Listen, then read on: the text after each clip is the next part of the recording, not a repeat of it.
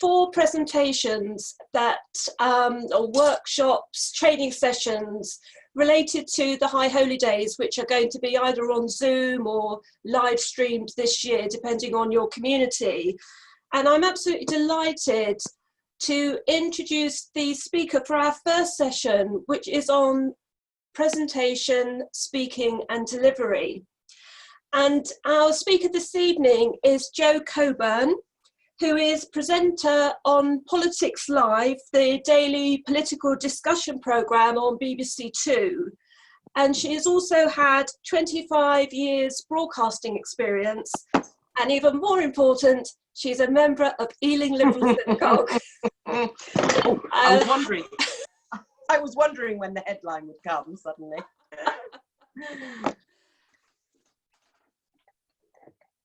So Jo is going to speak probably for about 20 minutes or so, and then we will have any questions and discussions. And I think the best way to do that, as there's quite a lot of us, is if you send a message to me or to everybody on the chat.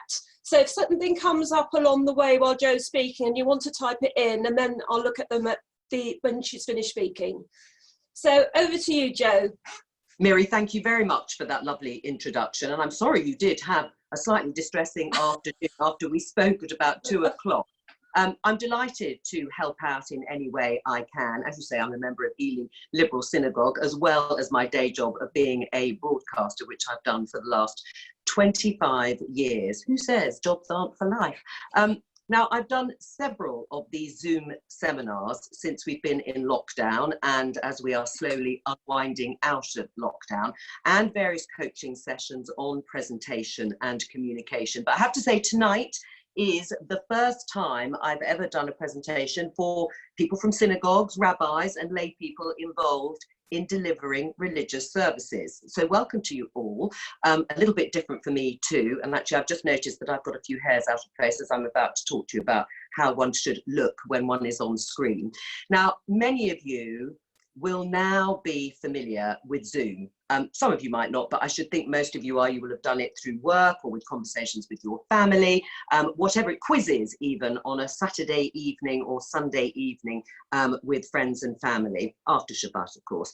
The thing about delivering services via Zoom, the big challenge is the length of time that you have to speak to and into a camera, which you won't be used to. Now, although I know you've got a technical session tomorrow in terms of Zoom, I am going to start a little bit with the Zoom setup. You may have seen then, as Miri was introducing me, that I was fiddling around behind my laptop, behind my device, because after the first webinar I delivered, I was sent something called a ring light, which is just above the device that I've got open now. If you can invest in a ring light, I think they're about £20 from Amazon, they're a really good idea because it just lifts your whole face and it allows everybody who's watching to see you in a more flattering light than one that is too dark or too white. I mean, you can make your own judgment looking at me sitting here, but I've used it through lockdown. They're quite small. You should also have an overhead light on too, and you should look at it and practice until you're happy with the way you look, because people are going to be looking at you for a very long time if you're doing a service, and it's no good if you look bleached or washed out. I would also suggest that you put makeup on, even for the guys. If you're going to be on camera and under a light, you can start to look quite sweaty and shiny if you're going to be either standing or sitting for an hour, 2 hours, however long the session is going to be. So I would advise, if you're used to wearing a bit of makeup, that's fine. If you're not, just put some powder around your face, and that will, again, help you look sort of engaged and professional and well lit. In terms of where you deliver your services, you do need to think a lot about your comfort. I don't know if you're going to be standing or sitting. I'm sitting, and I've delivered the webinars I've done sitting because I think it is more comfortable. I think it is more relaxing, and there isn't this tendency then to jiffle about, move from one foot to the other, which when you're standing up facing people live is fine.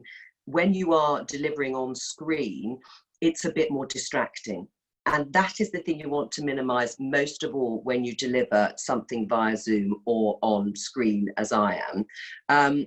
I can see questions coming, and that's a good one about the colour powder. I'll come to that at the end without doing product placement. So you want to be as comfortable as you can possibly be. And you need to have a little bit of room, because you still want to use your arms and hands if that's what you normally do. So you want to make sure that you are either planted firmly if you're standing on the ground and you're going to be able to stay in that position. And if you're seated, that you've got everything that you possibly need around you and within easy reach. It is absolutely fine to look away, to pick something up, or to reach for your papers, as long as your face then comes straight back to the screen. If things are out of reach, that's a little bit more of a problem. Not impossible to say you're going to take a pause for a moment, as long as you explain what you're doing and then go off to the side to pick something up. But I would suggest that you have your device on something sturdy, that everything is around you within reach, particularly if you've got papers and you're going to be reading from books. It's got to be something that is not going to fall onto the floor, that is not going to be too noisy when you turn the pages, and again, be distracting. Because when you're on camera, everything is highlighted. Everybody will be looking at your face even more closely than they would be if you were actually standing there live. So hair needs to be as neat as possible, which is why I comb mine down slightly at the beginning. We've done the face, and I'll talk about powder at the end. And whatever you're wearing, you may be wearing your robes anyway, keep it relatively simple. So again, no strobing, which is if you have a big heavy pattern that might strobe on screen, that will be very distracting. So try and keep everything simple, so that people aren't talking about what you're wearing and how you look more than the words that you are actually delivering. And as well as powder for your face, you want to just make sure that your face is completely sort of tidy and clear. Again, people will be watching you much, much more carefully than they normally do.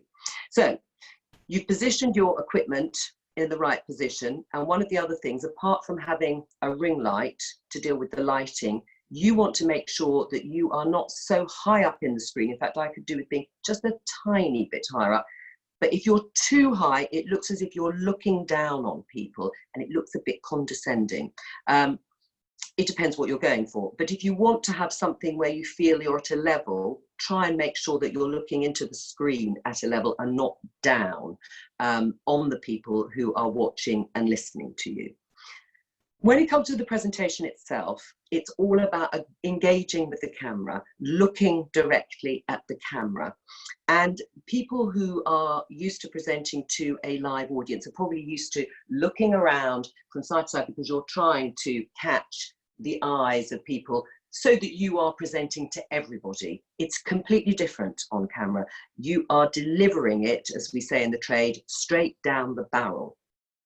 That doesn't mean that you cannot relax, move and turn your head, move and use your hands, but generally you are not going to be turning right off the screen.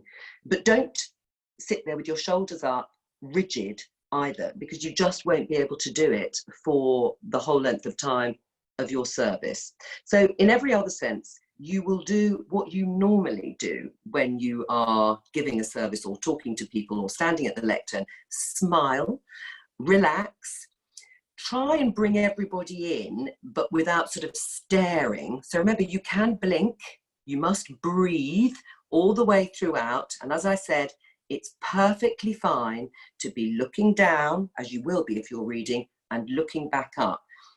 But you've got to remember that the point of the screen is you return to that screen, that is where you are delivering all your words and everything that you want to say straight into the camera. Now, in a way, it's a more intimate experience on Zoom than it might be if you were standing at a lectern, and you want to try and remember that. And in a sense, that will help you engage everybody.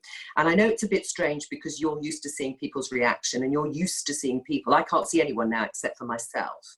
but I'm so used to talking into an inanimate object, and it does come with practice, but it's a little bit like if you were standing in front of a mirror and you were practicing your words and you were looking at your gestures. That's what you're going to do when you deliver a Zoom service.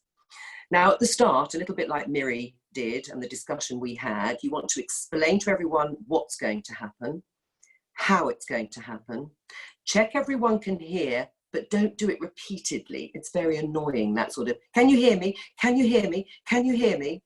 Do it at the beginning, and then once you're ready, start as if it were the start of a service standing in the synagogue with everybody there, with a proper introduction. Everybody knows that it's begun. Everyone is muted so that there is no interruption, and that means no interruption in your background either. So wherever it is you are, you have to make sure that everybody and everything is quiet. Otherwise it feels a little bit amateurish. So you then start. You take a deep breath and you keep breathing all the way through. As I say, try and relax. Your voice will sound tight if you aren't relaxed, and it will sound tense, and you'll struggle, I think, to breathe through it all if you're just worried about it. So don't worry, because it is exactly the same, and it is exactly as you would normally speak and deliver. The diction and the clarity are important. You don't have to speak any more slowly than you would normally do, but it is useful to just even out your speech, even out your breaths, and then there's no sort of risk of it sounding rushed or muffled. So the idea that the camera never lies, as the famous expression goes, can also be countered by the camera loves you. And to some extent, you've got to embrace the camera and you will come across in a more compelling and more charismatic way. So think about the sort of practicing, and definitely practice on Zoom with a friend to check the position, the look, your voice, your hand movements, and every expression that you give. And people can give you feedback before you do the real thing. And when it does come to the real thing, it is all about being rooted where you are. If there is a distraction, if something happens, just as you would normally deal with it if you were in the middle of a service, you don't panic and you don't worry.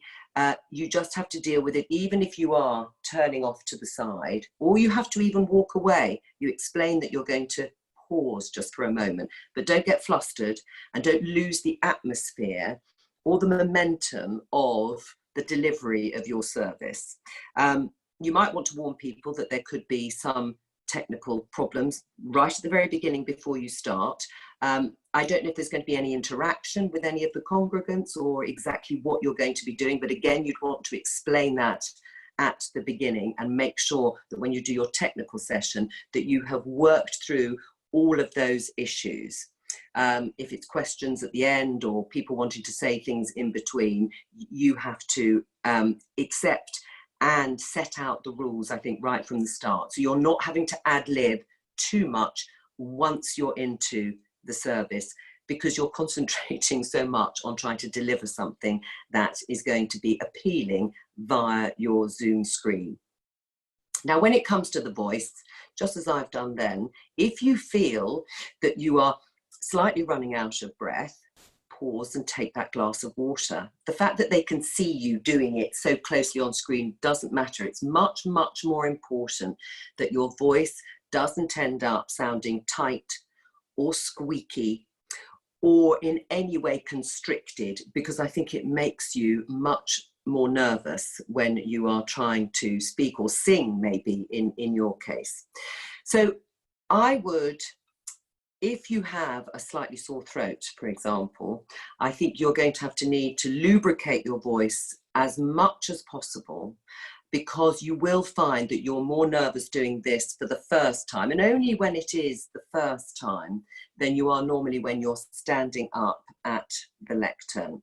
Now, I'm presuming you're going to have lots of breaks and pauses in between, because there will be singing and other people reading. So it's not going to be a long monologue. in the way that I have just delivered to all of you.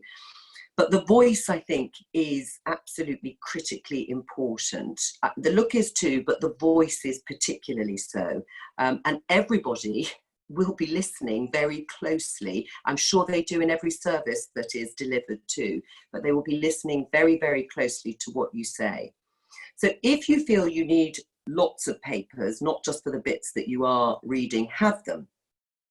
But as I say, don't rustle the papers, don't be turning them endlessly. Try and practice and memorize some of the things that you're going to do and say. And if that means practicing it and learning it off pat, then do it. And all those breaks and pauses, as well as helping your voice lift, it will make sure that you deliver it more effectively than if you're either reading every single word down here, which also means that your voice and your throat have narrowed, be tighter. It's much better to try and lift as much as you possibly can, so that everybody gets the full effect of what you're trying to say. Now I'm going to pause there just to see if anybody wants to ask me anything on what I've said so far. Miri said she wanted about 20 minutes, and that's about 17, 18 minutes. And then I can always talk a little bit more about delivery technique if there aren't many questions or people feel they haven't got anything to say in terms of asking me what I would do in certain situations. But I will hand back to Miri briefly now, just in case there are burning questions at this point. Okay, so a couple of the questions that have been asked so far. The first one isn't really a question, Joe. I have absolutely no idea what colour powder I would have to order. Yes, Pale white powder. In fact, I'm going to get it for you, and then you can see it. So you can get it from Boots.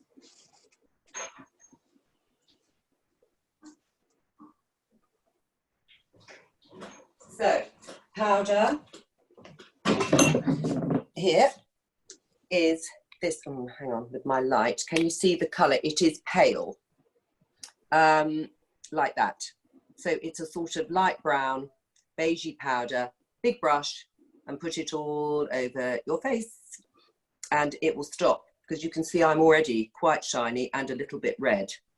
And it is worth putting quite a bit of that on without making you look white at the beginning, because it will stop you looking as if you are, as I say, very shiny.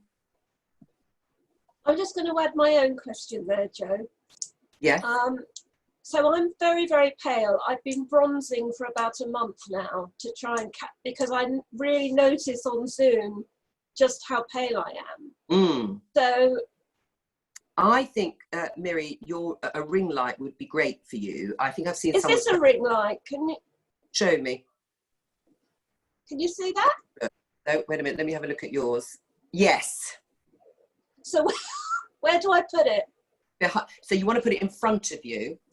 Okay, I'll have to put it, yeah, I need to sort that. Behind your laptop or whatever the device you're using, and have it slightly above you, so it's just slightly coming down on you, and it should be on the warm light for you. Okay. But I think you look lovely. Thank you, darling. If you had it up and perhaps with another overhead light, I mean, mine is very warm looking in here, but you can practice with that. I really think they're a good idea. Okay. Lovely, thanks, Joe. I'll go on to the next. Oh, they're all coming in now. Hang on a minute. There's hundreds of them. Oh. Zoe Jacobs, I use hide self-view so I don't get distracted by how I look. If I can see myself, I stop looking at the camera and look down repeatedly at my video. How do you avoid that? Well, you just have to get used to it. You have to just be very disciplined. I actually think once you start talking like this, you forget. You don't keep looking down at yourself in the corner. The only time I was looking slightly to the side was to look at my notes, and you will probably have them here in front of you. So it's about literally like looking in the mirror. TV presenters are narcissists, aren't they? So they love looking at themselves. You just have to get used to looking at your mouth talking, looking into yourself, but not looking down at the little picture of yourself in the corner. Okay, who is this from? Robert Hurst, we need to stand, for example, for the Amidah, and that Yeah. can be a bit tricky. Yeah. If you have any tips about sitting and standing. Well, the thing about the sitting and standing, because I presume that is what you will have to do, you're going to have to position your laptop and device in such a way that you're going to be able to do both easily. You don't want to be changing the position of your laptop. So mine is fixed here for me sitting, but I can move around here, that's fine. If I were to stand, obviously, it doesn't work. So you have to then practice with your device a little bit further away and tilted so that when you stand up, it catches you. And when you sit down, you don't look as if you're either here or right up in the screen. You just have to experiment with it. It is not something you can leave to the last day. And there are perfect positions that you can place your laptop, even if it's sitting on books, but just make sure it's up against something solid that will show you at a bit of a distance, but you can do the sitting and standing very easily. Okay, I think I know the answer to this, but you might surprise me. Were you reading from a script? And if so, can you tell us how you have arranged it on your computer? No, I have notes that I have just put on my phone here at the side, just to remind myself of things to say.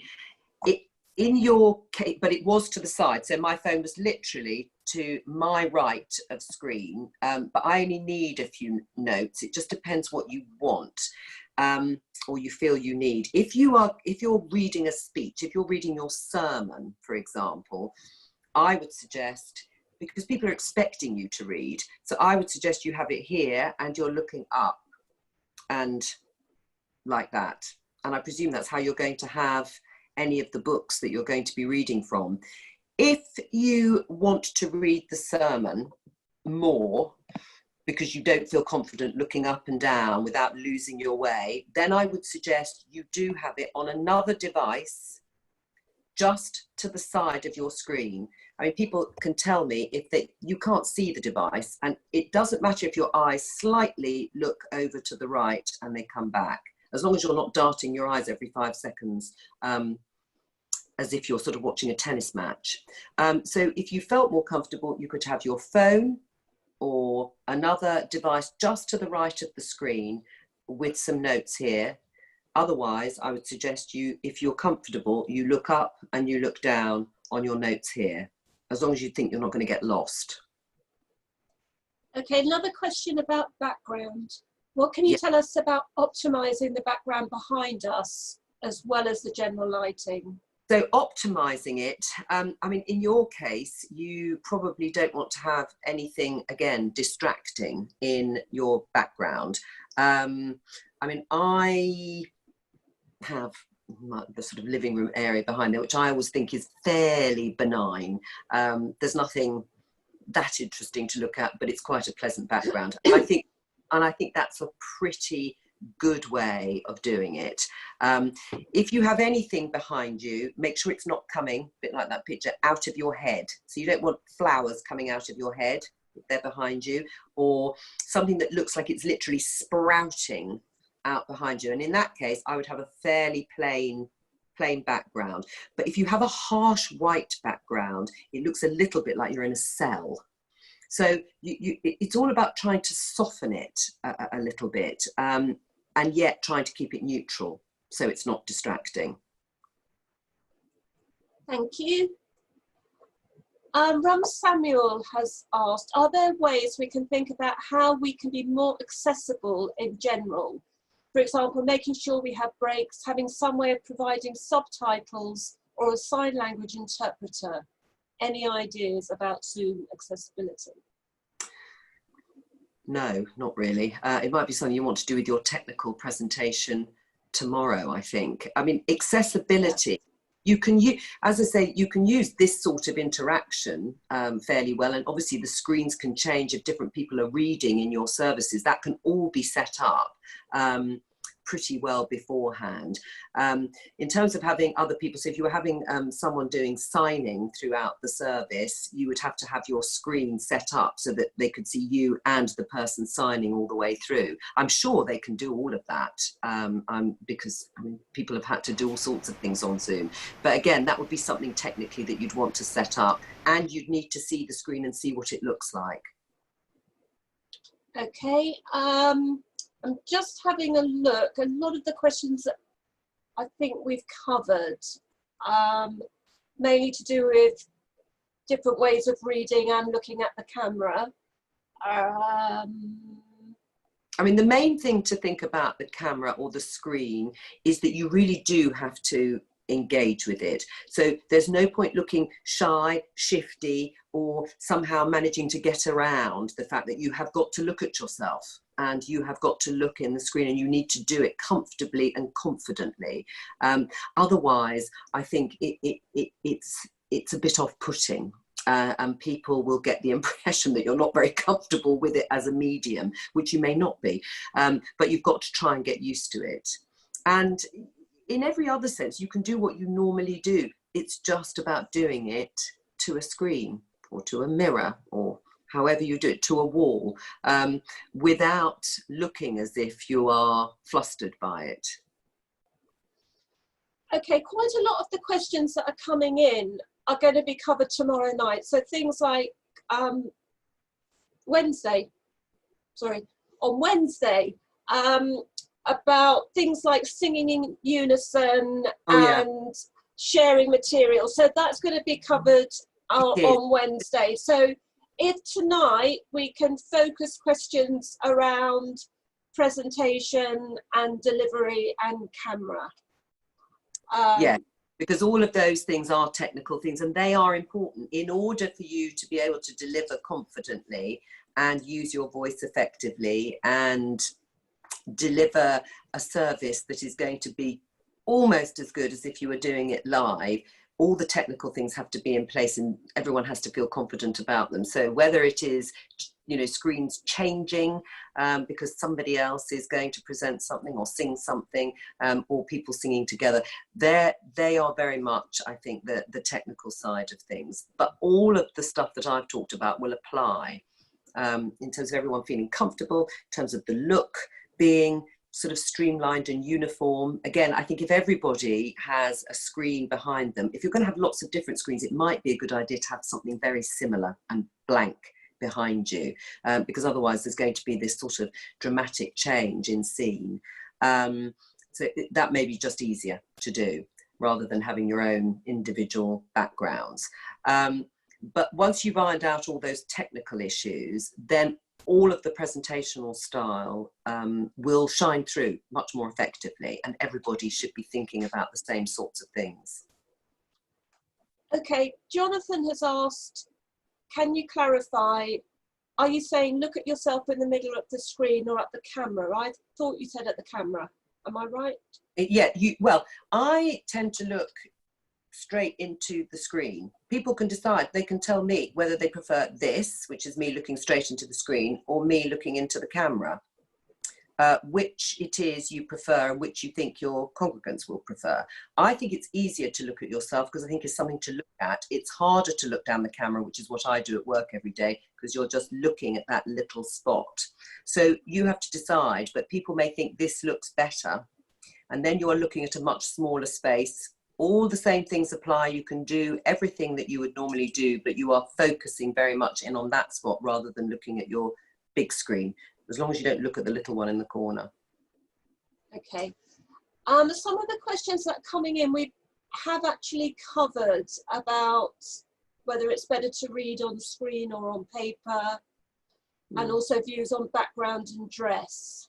I don't know if you just want to quickly say something on those, Joe, in case people missed it. On the views on background and dress, and if reading something, whether to read on screen or paper next to you.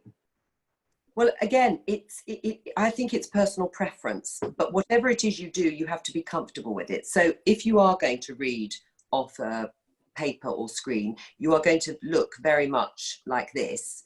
and looking down at the screen here or on your paper, and then looking back up again, or looking into you, looking at yourself there in the middle of the screen.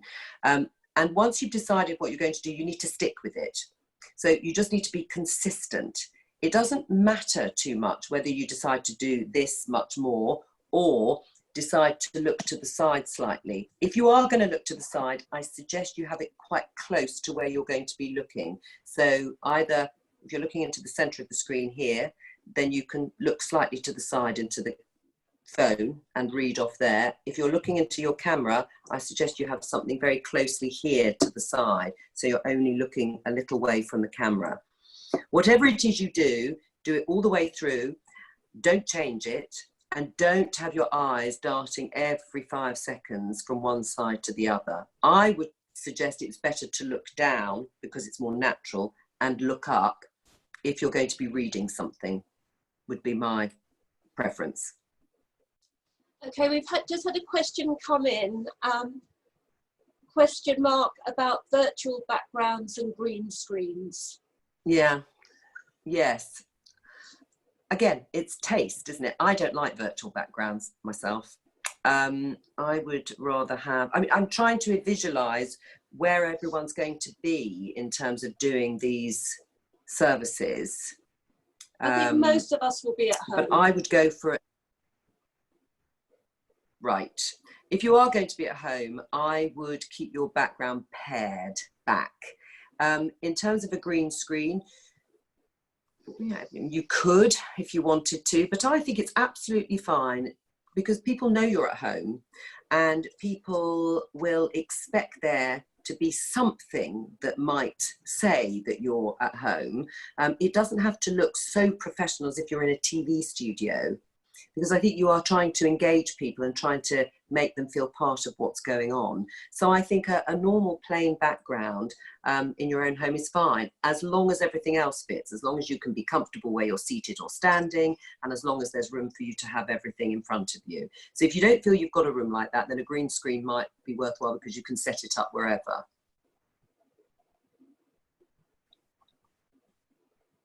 How much of me is preferable to appear on camera in case of sitting, in case I want minimum distraction? How much is what? Sorry, I missed the beginning of that. How much of me Ah. is preferable to appear? Well, if you're standing, you know, a reasonable amount of you to appear. I mean, if you're going to sit all the way through, then I think it's nice just to have the sort of head and shoulders like this. You see, you can sit much further back. So if you were more comfortable being out of the screen a little bit more with stuff here on your lap, I think that's perfectly fine, particularly if you're doing a whole service. I quite like sitting a little bit further forward and having a little bit more of me, a bit clearer. But if you feel a bit uncomfortable with that, then much better to sit back, sitting up a little bit if you're sitting back, but sitting back, and then your face isn't quite there in the screen. But with a group like this evening, I sort of think it's nice because it feels a bit more conversational and a bit more I'm with you.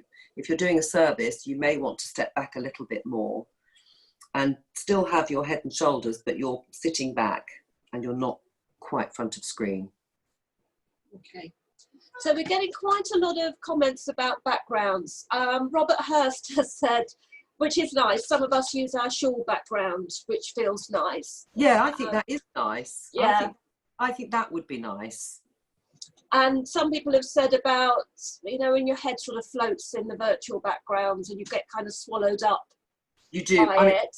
Yes, you have to be really careful with the virtual background where you do not get this little ring coming round you if you move in and out. So if you feel that you're somebody who's going to sort of be, you do not want to be disappearing out of screen and in again, because it'll look ridiculous. But the shawl background sounds nice. Yeah, lovely. Okay, was there anything you wanted to add about sort of speaking and delivery, Jo? And then we'll see if any more questions come in. I'm just trying to screen through them because there's lots of overlaps, I think. I mean, in terms of delivery, I mean, presumably all of you are used to delivering services and sermons on a weekly basis anyway, so you will have your own particular style. It is all about trying to be as clear as you possibly can and delivering it in a way that is accessible. And that means not muffling or murmuring or rushing, and trying to have as much clarity and diction as possible. Sometimes it sounds as if you are explaining something that is actually quite straightforward. You don't need to do it in such a pronounced way, but actually I think it's better to err on that side than to presume too much. And although it sounds like you're speaking really, really slowly, you're not. And it's much, much better to take it at an even pace than rush through your words. And I also think if you're doing it on Zoom, if you're standing or sitting, you're going to get a bit breathy if you take it too fast and if you try and just sort of rush through the words. So I think just to slow it down a little bit will make you feel less likely to run out of breath, which is the most common thing to happen of all when you're on camera, because you're focusing so much on either yourself in the screen or yourself looking at the camera that you forget to breathe, take a pause, and just relax into it, even without the reaction, the sort of live reaction that you would normally get in a service. Okay, I've had a question that came up earlier. Do you encourage ending a session abruptly, or do you leave the session open for social chat? I'm not sure. Yeah. Chat. No, I'd be wanting to wrap up the session, I think. It depends on the format that you're going to be using. As I say, if you're going to have some interaction, you're going to have questions like this, then everyone's got the opportunity to put questions in.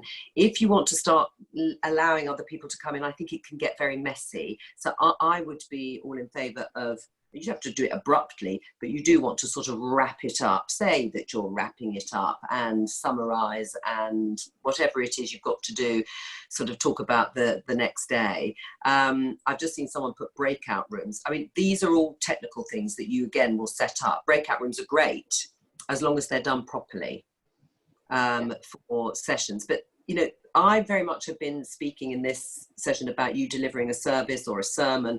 If it's about actually running a session, it's an interactive session with questions and answers, that's a completely different thing.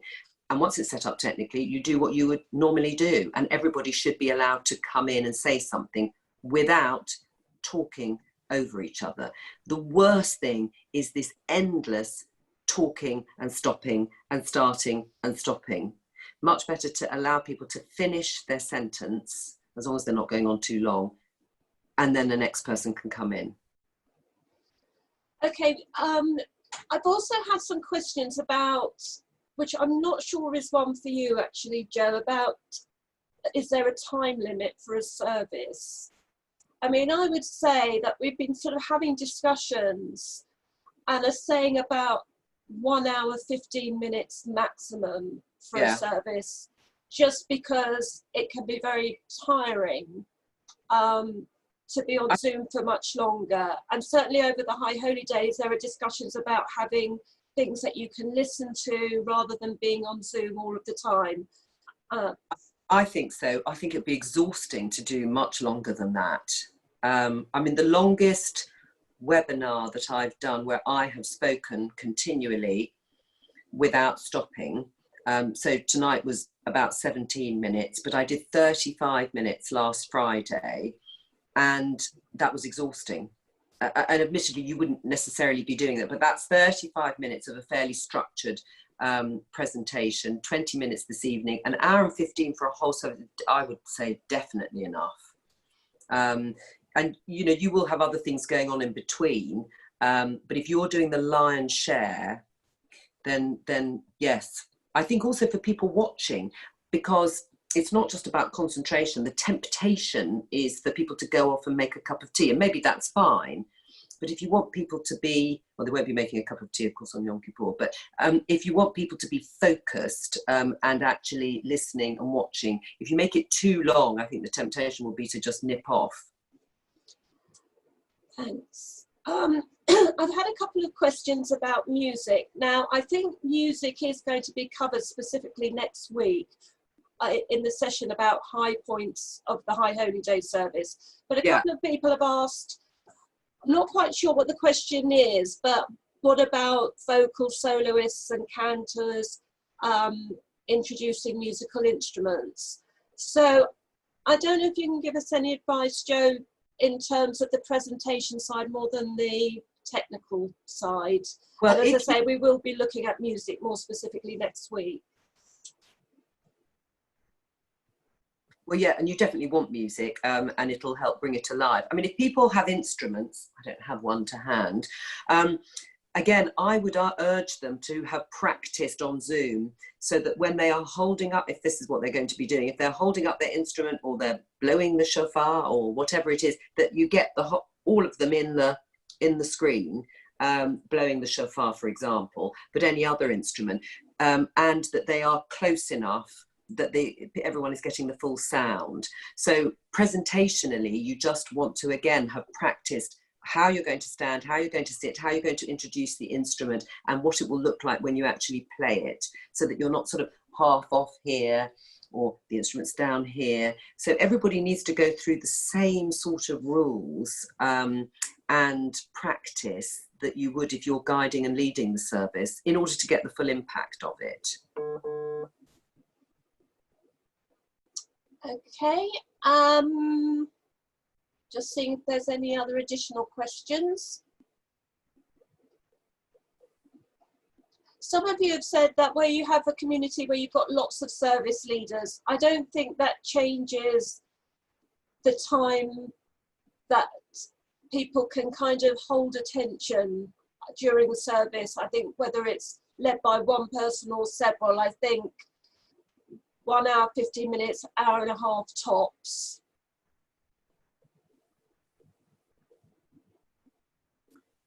Yeah, I think all the same things apply. Somebody, Benny, has asked a good question about volume in terms of how loud we speak, because, and I think I'm sometimes guilty of this, where we feel we're almost shouting.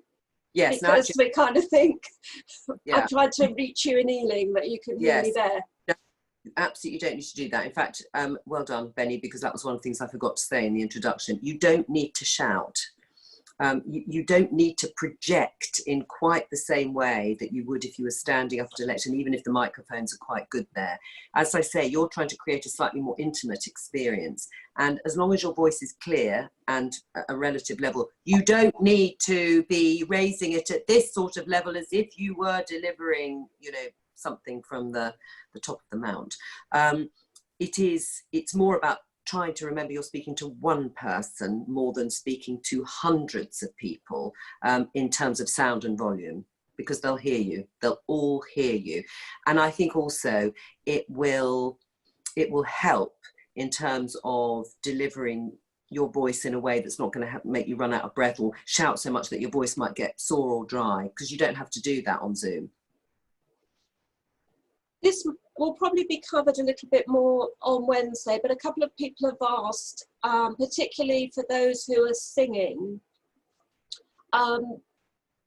firstly about alterations to the audio settings, but also microphones. And somebody asked, are you wearing a microphone now? And if so, no.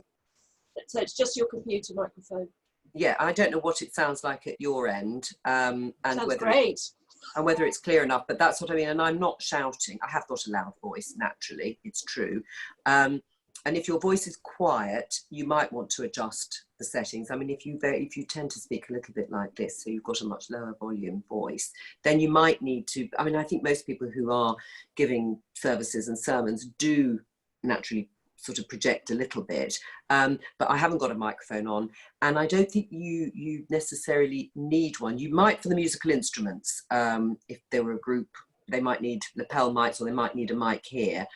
And if you feel your voice is weak, in the sense that it's not one that's used to projecting, and you think you might run out of steam after an hour, then you might want to have a mic there. But again, if you've practiced it and you've set this up and you've done it, people will be able to test it with you and say your voice isn't loud enough or it's too loud. And then you'll know.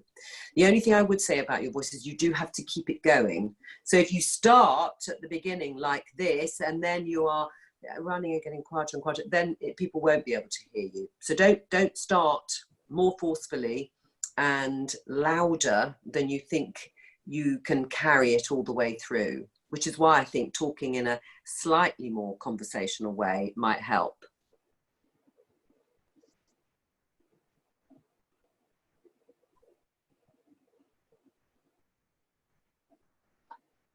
Hand gestures. Yes, now I do a lot of hand gestures, as you may have noticed.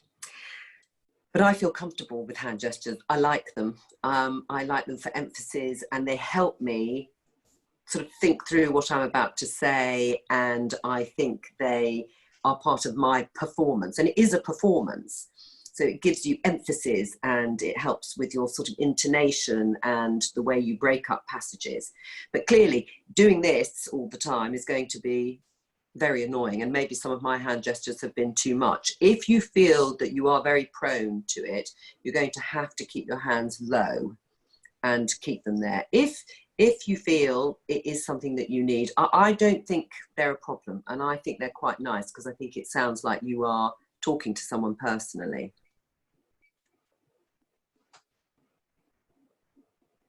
Okay. I think Cynthia's question we've sort of covered, but in order to have access to a sermon or prayer book, you either have two screens or a lectern immediately to the left or the right. Yeah. I doubt everything can be by heart, but I think you were saying it doesn't all, if there's some bits, then that's great. Yes, I think if you can do some of it, but if you're going to be standing up and you've got a lectern or something here, then that's fine, because you're going to be reading here and then looking up and reading here and looking up. But don't have your face down like this all the time, which is why I quite like my notes to the side, because you keep your face up slightly more than you do looking down. But if you position the lectern correctly in front of you and it's not obscuring the screen, then it's just as easy to look down and look back up, because you're not going to be, excuse my double chins, you're not going to be looking down and therefore sort of shortening your neck and shortening your voice. So the thing that I think is always important is what works for you, because if one thing works better and you feel more comfortable doing it, then that's what you should stick to, rather than a rule that counts for everybody.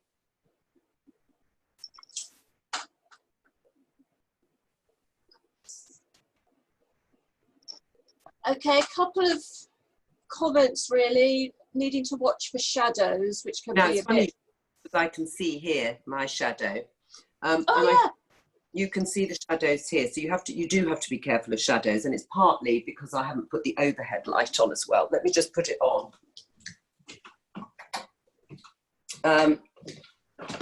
So with, oh no, it's still there a bit. Again, I think whoever said that, there's a very good point. You need to look at that and then get rid of them, and that means changing the lighting round. So it may be that you have to move slightly away from one particular light into the natural light. It depends if you're doing these in the evenings, but in the day you'll have a bit of natural light, and that will stop shadow, because you don't want the hands creep across, because again it's just distracting. I mean, it doesn't, these things in themselves don't matter, but it is distracting. Okay. Hello, Natalie. Pardon? Someone has written me a message. Natalie, who's the mum of one of my congregants, says I don't look too pale at all. No, there you go. You don't. That was a private message, Miri. Oh, sorry. That's all right. It's okay. I'd take the spotlight off Joan for a minute. There's so many questions. Now, someone said I think they could see the shadow of the ring light. Ring lights. See that on there, but again, you need to. So I clearly haven't practiced what I preach. you just need to push the ring light slightly further away. But this is what all the practice is for. So when you set up, and I don't know who you will practice with, you will see that you must make sure you do all this beforehand, and sort of do a trial run, so that you are not fiddling with this, as I am now, on the day or on the night. Now, can you still see the ring light reflection? Oops, I can't make it stand up. There it is. I think that's gone because I've moved it slightly, although the shadow's still there. But you see, you could move it like that. Now, for me, that looks a bit too yellow. So you need to, I preferred the light the way I had it, but maybe the reflection has gone now. My head is in front of the picture. Yes, my rouge picture behind me. So you have to again decide. See, for me, I think it's too bleached here. Yeah, it was better before. It was better before, Yeah. but maybe if you can see the reflection, you need somebody to sit there and say, I don't like this, I preferred it like that, and then you need to agree, and then you need to stick to it. But I think the ring light, gosh, I can't actually get it to stand up now. I think the ring light is, oops, I just pressed the button and lost you all. Wait a moment, let me turn it that way. There we go. Now let's see, where are you? There. We've lost you, Joe. No, I'm here. I'm here. Mm-hmm. There. Yes, I've turned it round slightly to see, but I think everybody has to practice and get the best look possible for them. But with a ring light, with an overhead light, and then make sure you arrange all your screens and not with the shadows at the side. Now I can't stop looking at the shadows. Now someone's pointed it out. Okay, we're almost coming to the end. Does anybody have a question that isn't a comment on Joe's lighting?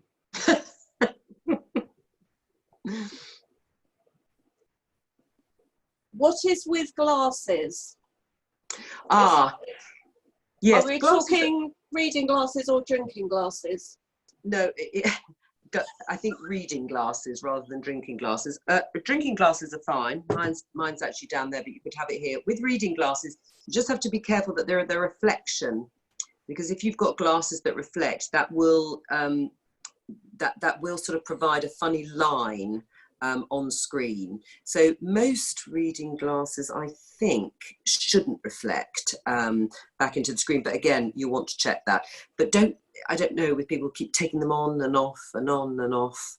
Have them on for a long period of time and then take them off for a period of time. Again, not too much fiddling, if possible. How do mine look, Joe? Yours. Let me have a look at yours. Wait a moment. Where are you? I have to slide through. Ah. You've got... What's that? What's that in the middle of your glasses? I think it's my ring light. It is your ring light. That's very distracting. So yeah, I'll practice. You don't want that. I mean, your wallpaper and stuff is lovely behind you, and that's a nice static look. And I can't see any shadows either, unlike mine. Oh, but yes, the glasses would be a problem. I think it is the ring light. It is. It looks like. Okay, let's just see.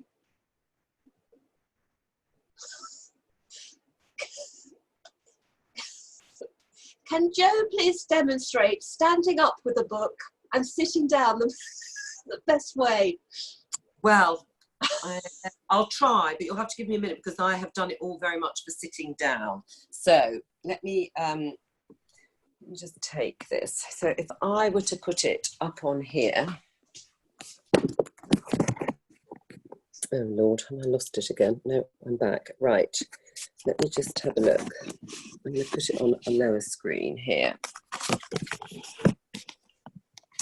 So so it's not lit though for it. Let me just, no, and I'm too dark. I'm going to have to move it somewhere else with a bit of natural light. That's better. Okay, so if I was standing here, you had your book, let's say, So you're rooted here and you're reading, you're delivering your sermon. The issue is going to be, you're going to have to be quite a long way back. If you're going to then sit, you might need a slightly bigger screen if you're then going to sit down, because when I sit down, I'm going to disappear out of the shot. So I think tomorrow, when you are doing your technical session, you need to ask them about the optimum positioning for standing and sitting, because I think you are all going to need that for your services. And that either means a slightly bigger screen, because I'm doing it on quite a small iPad, or you're going to have to be quite a long way away, because the worst thing would be for you to disappear out of shot and then to come back into shot. So if you're going to be standing and sitting, you need to work out where that position is going to be, and you have a lectern. And otherwise, standing and sitting, you would just do as you normally do. I don't think it's a problem at all. You just need to make sure that you are starting slightly higher up, and I don't have a shelf that really needs to be a bit lower here, so that when I stand and I sit, I'm still in shot. And you can tilt it and adjust it, but if you don't want to be fiddling with it, there is a position that you can use where you don't have to touch it and you will still be able to be seen. But again, try that with them tomorrow. If not, is it tomorrow or Wednesday you're doing Wednesday. Sorry, I keep saying tomorrow. Everyone will tune in tomorrow, won't they? And there'll be nobody there to do it. I shall come back to the light though. Lovely. A couple of people have also mentioned about standing behind a chair and saying that works quite well. Standing behind a chair. Okay. Not sure why. I have a chair. I'm not sure if it's the chair or my camera that occasionally I get lower and lower and lower and then fall out of shot. I think with the standing behind the chair, they mean if you push your chair to the side and take 2 steps backwards quickly, you probably can keep the computer the same. Yeah, that sounds about right. I mean, the only thing you've got to obviously watch then is if your screen is a little bit further away, is to make sure your sound then isn't impaired in any way. Okay, so I think we're just, oh, sorry, Joe. No, I was just going to say, whatever it is you do, please make sure you practice all of those things together and look at it and get other people to look at it. And it was the worst thing, I think, even you can't wing it, I don't think, on Zoom in the way you might be able to if you were doing it with a live congregation, because you just got so much more flexibility and everyone can see and hear you pretty well. So you are working, it's a more technical skill than it is sometimes an actual presentation skill, because as I say, if the technical stuff all works and you're positioned correctly and you're lit correctly and everything works, then all the other stuff will flow naturally. Thank you so much, Joe. That's been absolutely amazing. I'm getting so many comments of people saying how helpful it's been. A few people on Amazon now trying to get a ring light. All off to Boots in the morning to get some powder. But it's been absolutely fantastic. Good. Well, I hope so. And thank you so much for agreeing to come and help. It's been a huge help. You're really welcome. Good luck, everybody. Thank you. And before we finish, I'm going to hand over to Leo, who is going to talk about the next session. Hi, Leo. Hi there. Thank you. I will be doing this session on Wednesday. It's not Tuesday. It is Wednesday. Apologies. With myself, that's okay. I was getting a bit worried that it was going to be tomorrow as well. Myself and Rabbi Igor will be covering the audio and video setup and the differences that will make. We'll also be covering Zoom and other platforms, and also where to stream to meet your congregation. So we'll be covering those subjects on Wednesday. Thank you very much. Anything that you wanted to add before we close, Sarita? Just that it's been an absolute pleasure having you all here. Thank you very much. It's been great. I've loved it. I've really learnt a lot, and the feedback is brilliant, and it's great that we've been able to build these things. And if anyone's got, so we've got the next 3 sessions, but if anyone has something else, because this started because of feedback we were getting that people were anxious and needed some support. So if anyone wants something else, then let us know and we can try and add another session on in the next month. Lovely. Thanks, everybody, and thanks again, Jo. Oh, you're Absolutely welcome. brilliant. See you all. And as I say, good luck. You'll be brilliant. Thank you.